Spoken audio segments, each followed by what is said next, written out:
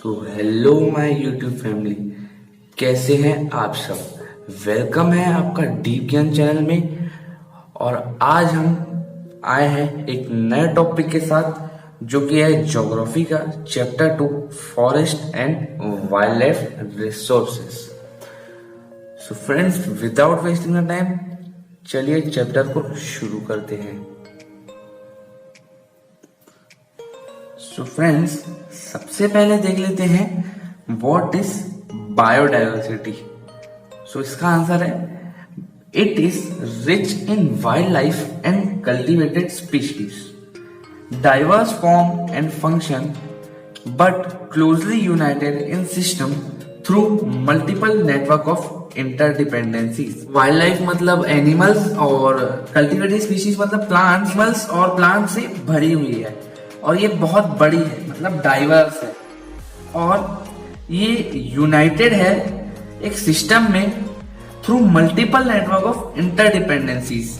मतलब ये जिस सिस्टम में यूनाइटेड है उस सिस्टम में सारे लोग एक दूसरे पे डिपेंड करते हैं और एक भी अगर वो एक चीज में भी अगर लैक आ गया तो ये साइकिल खराब हो जाती है। तो फ्रेंड्स, अब देख लेते हैं नेक्स्ट फ्लोरा और फौना। तो फ्रेंड्स, आपने ये प्रीवियस लेक्चर में पढ़ा होगा, फिर भी एक बार रिवाइज कर लेते हैं इसको। तो फ्रेंड्स, फ्लोरा बेसिकली वो सारे प्लांट्स रहते हैं जो वहाँ ग्रो करते हैं एक पर्टिकुलर एरिया में, और उसी दूसरी तरफ फौना वो सारे एनिमल्स रहते हैं जो एक पर्टिकुलर एरिया पे रहते हैं। और फ्रेंड्स, आपको एक बात बता दूं, गवर्नमेंट ने कुछ एस्टिमेट्स निकाले हैं जो बताते हैं कि 10% of India's wild flora and 20% of fauna, मतलब 10% की फ्लोरा और 20% ऑफ फौना थ्रेटन लिस्ट में है और उनमें से बहुत सारे कैटेगराइज किए गए क्रिटिकल सिचुएशन में, मतलब ऑन वर्ज ऑफ एक्सटिंक्शन में, मतलब कि वो कभी भी खत्म हो सकते हैं, like cheetah, pink headed duck etcetera. Friends, next हम देख लेते हैं different plant and animal species which are about to extinct, मतलब इन वर्ज ऑफ एक्सटिंक्शन, मतलब खत्म होने वाले हैं। क्योंकि फ्रेंड्स, बहुत सारे नेगेटिव फैक्टर्स हैं जिसके कारण ये खत्म होने वाले हैं।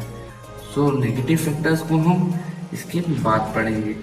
सो पहले देख लेते हैं based on IUCN International Union of Nature and Natural Resources, species are categorized into 6 types. So first देख लेते हैं नॉर्मल स्पीशीज। नॉर्मल स्पीशीज ऐसी टाइप की स्पीशीज है एकदम नॉर्मल है, मतलब वो ठीक से रह ले रहे हैं, उनको कोई दिक्कत नहीं है।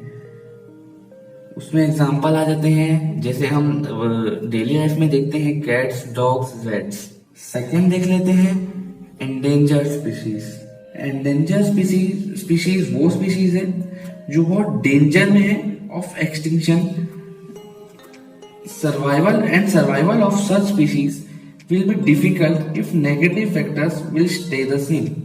मतलब ये टाइप की स्पीशीज का सर्वाइवल बहुत ही मुश्किल हो जाएगा अगर नेगेटिव फैक्टर्स ऐसे ही कंटिन्यू रहे तो। इसके एग्जाम्पल है Indian rhino, crocodile, tiger etcetera. Third हम देख लेते हैं फ्रेंड्स वल्नरेबल स्पीशीज। ऐसी स्पीशीज है जिनकी पॉपुलेशन बहुत कम है और ये स्पीशीज कुछ टाइम बाद आगे फ्यूचर में इंडेंजर कैटेगरी में आ सकती है अगर नेगेटिव फैक्टर्स ऐसे ही चलते रहे तो। इसके एग्जाम्पल है blue sheep, Gangetic dolphin, Asiatic elephant etcetera. Fourth हम देख लेते हैं फ्रेंड्स रेयर स्पीशीज। ये ऐसी स्पीशीज है जिनकी संख्या बहुत कम है और अगर नेगेटिव फैक्टर्स ऐसे ही चलते रहे तो ये वल्नरेबल या इंडेंजर स्पीशीज में आ सकते हैं। इसके एग्जांपल देख लेते हैं brown bear, hornbill, desert fox and Asiatic buffalo. Fifth हम देख लेते हैं friends endemic species. So friends, basically ये कुछ ऐसी स्पीशीज है जो कुछ पर्टिकुलर एरियाज में ही पाई जाती है और यूजुअली इनको नेचुरल और ज्योग्राफिकल बैरियर से आइसोलेट कर दिया जाता है। इसके एग्जाम्पल्स हैं Andaman teal, Nicobar pigeon and wild pig. Sixth and last हम देख लेते हैं एक्सटिंक्ट स्पीशीज। ये कुछ ऐसी स्पीशीज है जो सदियों पहले पाई जाती थी, पर अब इनका कोई नामो निशान भी नहीं है। मतलब कि ये अब इस यूनिवर्स से पूरी तरह से एलिमिनेट हो गई है। एग्जाम्पल हम मोस्ट कॉमन और फेमस देख लेते हैं, डायनासोर, जानते ही होंगे आप। फ्रेंड्स, अभी हमने देखा कि डिफरेंट टाइप्स की स्पीशीज जो अभी इन वर्ज ऑफ एक्सटिंक्शन में है। सो फ्रेंड्स, अब हम देख लेते हैं कुछ नेगेटिव फैक्टर्स जिनसे हमारे प्यारे पेड़ पौधों और जानवरों को जीने में प्रॉब्लम हो रही है। सो फ्रेंड्स, ये हम ही लोग हैं जो फॉरेस्ट एरिया और उसकी रिसोर्सेज की ऐसी तैसी कर रखे हैं। उसका यूज तो अच्छे से कर ले रहे हैं, पर उसको बचा नहीं पा रहे हैं, उसकी केयर, उसकी प्रोटेक्शन नहीं कर पा रहे हैं। सो फ्रेंड्स, ये बहुत गलत चीज है। फ्रेंड्स, फर्स्ट है कॉलोनियल रूल। जैसे कि फ्रेंड्स, कॉलोनियल पीरियड में सबसे ज्यादा इस समय डिफॉरेस्टेशन हुई थी due to expansion of railways, agriculture, commercial and social forestry and mining activities. तो फ्रेंड्स, कॉलोनियल पीरियड में बहुत सारे अच्छे चीजें भी हुई थी, डेवलपमेंट भी हुई थी, पर उस समय बहुत सारा डिफॉरेस्टेशन भी हुआ था। और फ्रेंड्स, इंडिपेंडेंस के बाद भी एग्रीकल्चर एक्सपेंशन चालू ही था, जो कि एक बहुत बड़ा कॉज है डिफॉरेस्टेशन का।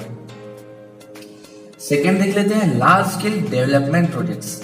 आप फ्रेंड्स देखते हो कि अभी भी बहुत सारे नई बिल्डिंग, ब्रिजेस, घर, ये सब बनाने के लिए कुछ लोग पेड़ों को रथलेसली काट देते हैं, बिना सोचे समझे काट देते हैं कि आगे चल के कितना लॉस होगा ये सब पेड़ काटने से। इनकी वजह है फ्रेंड्स, ये लोग अपना ही देखते हैं और पेड़ को काट देते हैं।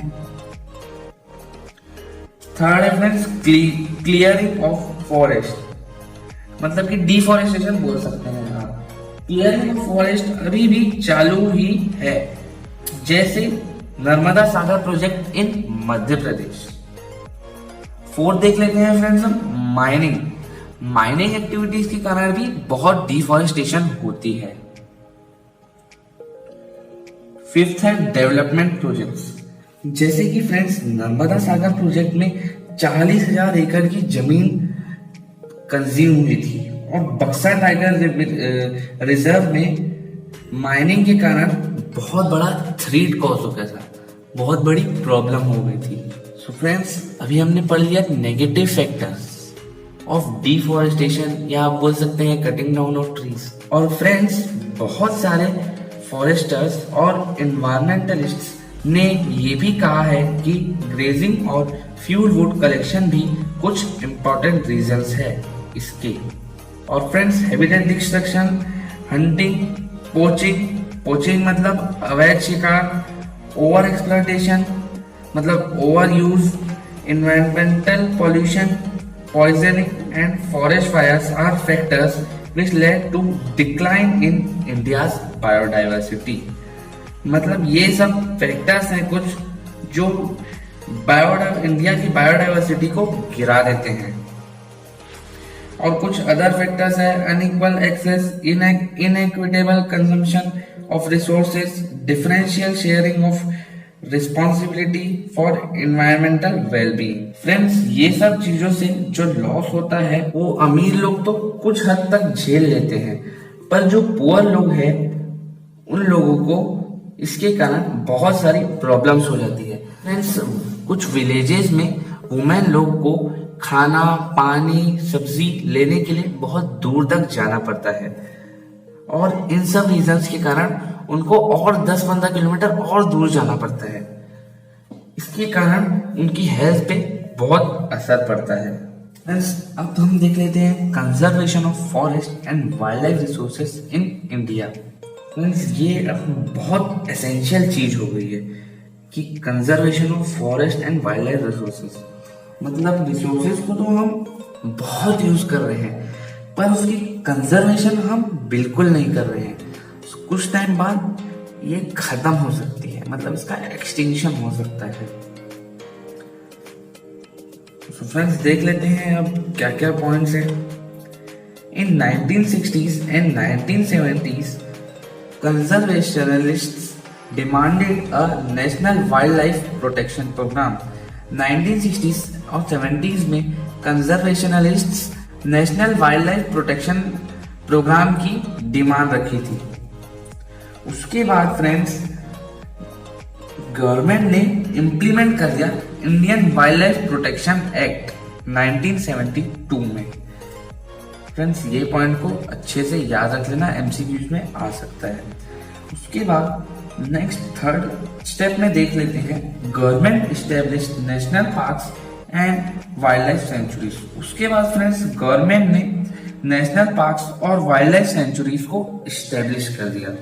इस प्रोग्राम में certain endangered species hunting ban कर दी गई और इनको लीगल प्रोटेक्शन दे दिया गया और ट्रेड वाइल्ड लाइफ में ट्रेड करने के लिए भी रिस्ट्रिक्शन लगा दी। और उसके बाद सेंट्रल और बहुत सारी स्टेट गवर्नमेंट ने नेशनल पार्क्स और वाइल्ड लाइफ सेंचुरीज को इस्टेब्लिश कर दिया। फ्रेंड्स नेक्स्ट स्टेप देख लेते हैं। Central government also announced several projects for protecting specific animals like tiger, one-horned rhinoceros, etc. मतलब इनको फुल और पार्शियल लीगल प्रोटेक्शन दिए गए थे अगेंस्ट हंटिंग एंड ट्रेडिंग पूरे इंडिया में।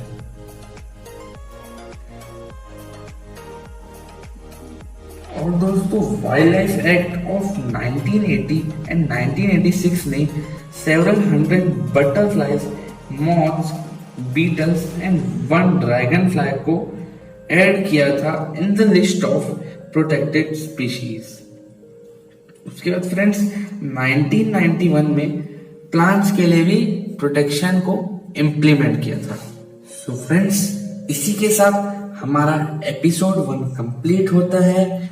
मिलते हैं अगले एपिसोड में। Till that bye bye.